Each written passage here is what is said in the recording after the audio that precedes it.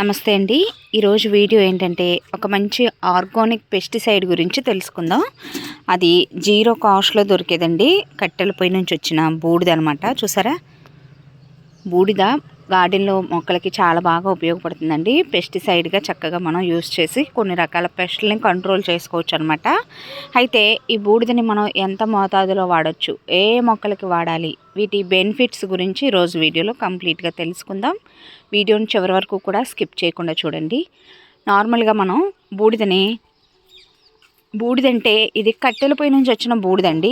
Plastic, cardboard షీట్లు అలాంటివి మండించినప్పుడు వచ్చిన బూడిద కాకుండా ఇలా కట్టెల పొయ్యి నుంచి వచ్చిన బూడిదని మాత్రమే మనం మొక్కలకి యూజ్ చేయాలండి.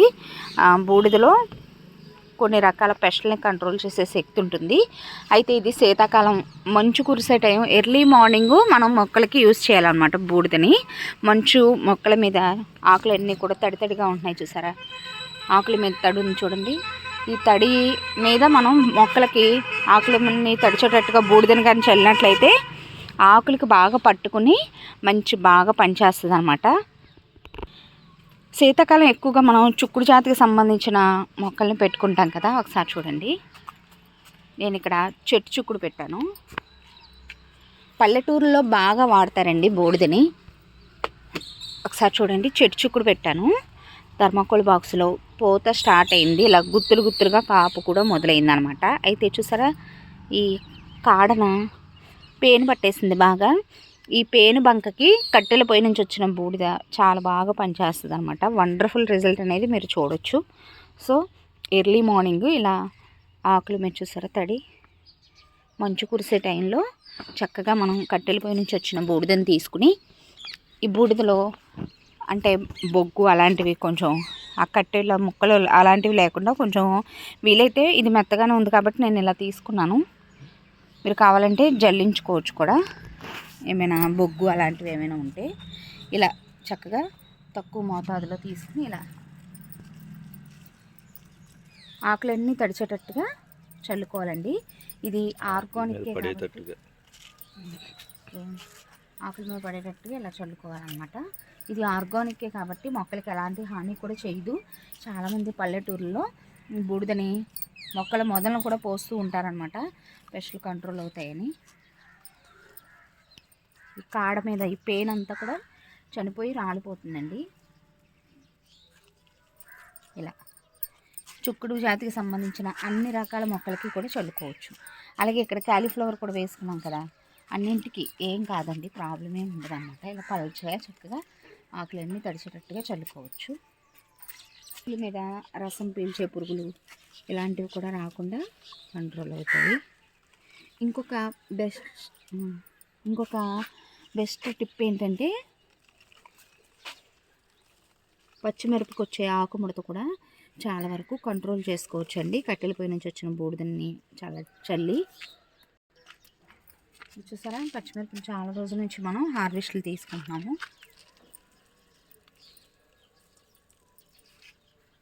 ఇలా ఆకుల మీద చక్కగా చల్లుకోవటం, ఆకుముడత బాగా క్యూర్ అవుతుందండి. అయితే బాగా పెస్ట్ వచ్చిన తర్వాత కంటే కూడా రాకముందు నుంచి మనం చిన్న దశలో ఉన్నప్పటి నుంచే చిన్న చిన్న టిప్స్ ఇలాంటివి మనం ఆర్గానిక్గా తయారు చేసుకుని చిన్న చిన్న రెమెడీస్ని ఇలా చేయటం వల్ల కొన్ని రకాల పెస్టులు రాకుండా ముందుగానే మనం కంట్రోల్ చేసుకోవచ్చు అన్నమాట. అలాగే నెక్స్ట్ అలసంద పాదు పెట్టానండి, కలుపు పట్టేసింది, తీయాలి. పెంద స్టార్ట్ అయింది చూసారా, ఇగోండి పెందలు. నిన్న చిన్నగా హార్వెస్ట్ కూడా చేసాము. దీనికి కూడా పెయిన్ బాగా వస్తుందండి అలసందలకి. చిక్కుడు జాతికి సంబంధించిన వాటికి ఎక్కువగా పెయిన్. సో ఆకుల మీద ఇలా చక్కగా పట్టేటట్టుగా చల్లుకుని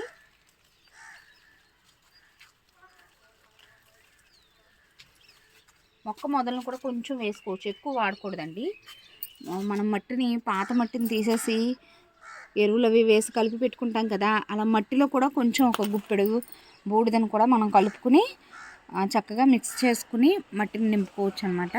అలాగే అన్ని రకాల మొక్కలకి కూడా వేసుకోవచ్చు అండి. టొమాటో మొక్కలకి మిల్లీ బగ్స్ ఇవన్నీ కూడా చాలా వరకు కంట్రోల్ అవుతాయి.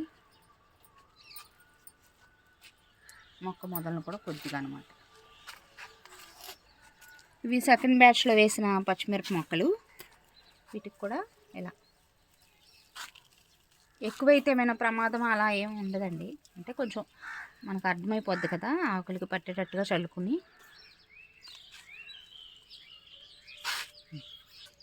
నెక్స్ట్ ఈ వంగ మొక్కకు కూడా అంతే అండి, పేను పట్టేసింది. గుత్తి వంకాయ అనమాట.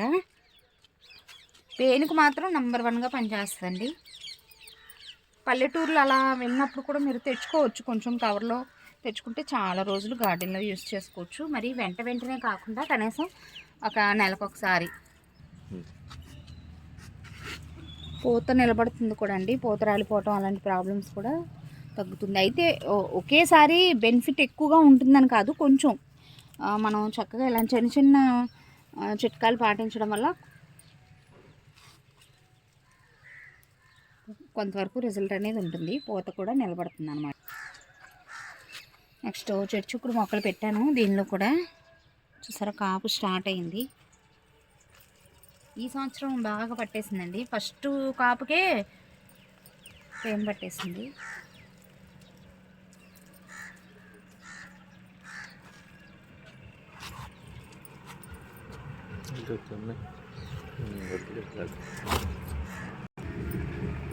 ఇప్పుడే పూత స్టార్ట్ అవుతుంది టొమాటో మొక్కలకి. దీనిలోనే పచ్చిమిరప మొక్క కూడా ఉంది చూడండి, పూత రాలేదు. ఇలా చిన్న దశలో ఉన్నప్పటి నుంచే మనం పుల్లటి మజ్జిగని, ఇలా కట్టెలపై నుంచి వచ్చిన బూడిదని మార్చి మనం చల్లుకుంటూ ఉండాలన్నమాట. నెక్స్ట్ వాటర్ క్యాన్స్లో గోరుచుక్కుడు మొక్కలు వేసాను, వీటికి కూడా చల్లుతున్నాను అనమాట. లైట్గా ముడత అలాగే పేను వీటికి కూడా ఎఫెక్ట్ అవుతూ ఉంటుంది అనమాట. పల్చగా మరీ ఎక్కువ కాకుండా కొంచెం వీడియోలో చూపిస్తున్నట్టుగా ఇలాగా. తోటకూర మొక్క పడి మొలిచింది చూసారా ఎంత బలంగా వచ్చిందో.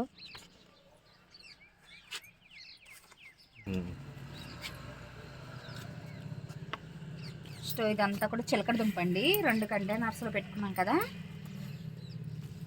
వీటికి కూడా చల్లుకోవచ్చు. బేర పాదులకు కూడా చల్లుతారండి. చుక్కుడు పాదులకి, బేర పాదులకి ఇలా కూడా పల్లెటూరులో చల్లుతూ ఉంటారనమాట.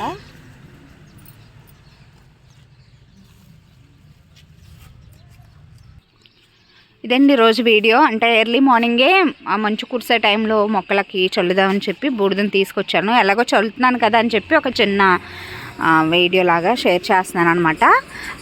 ఏంటంటే మనకి 0 కాస్ట్లో దొరికేవండి.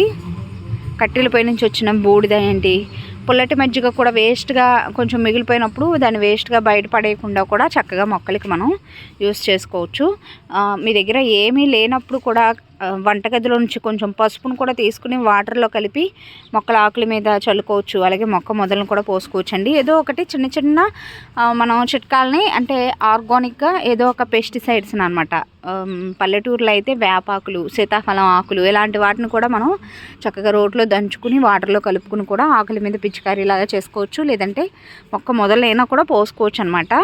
ఏదో ఒకటి ఎప్పుడు ఒకే రకం కాకుండా మార్చి మనం ఆర్గానిక్గా కొన్ని పెస్టిసైడ్స్ని తయారు చేసుకుని మొక్కల మీద మనం చల్లుకోవటం వల్ల, మొక్క మొదలను పోయటం వల్ల మంచిగా చక్కగా మట్టి అనేది సారవంతంగానూ మారుతుంది. అలాగే ఇమ్యూనిటీ పవర్ కూడా పెరుగుతుందండి మొక్కలకి. మనం ఎలాంటి హార్మ్ఫుల్ కెమికల్స్ యూజ్ చేయకుండా చక్కగా ఆర్గానిక్గానే ఇలాంటి చిన్న చిట్కాలను ఉపయోగించి మనం కూరగాయలను పండించుకుంటున్నాం కాబట్టి కూరగాయలు రుచితో పాటు పోషక విలువలు కూడా కలిగి ఉంటాయన్నమాట. సో ఇదండి రోజు వీడియో ఎలా అనిపించిందో కామెంట్ సెక్షన్లో తప్పకుండా తెలియచేయండి. వీడియో నచ్చితే ఒక లైక్ ఇచ్చి ఛానల్ని సబ్స్క్రైబ్ చేసుకోండి. Thanks for watching.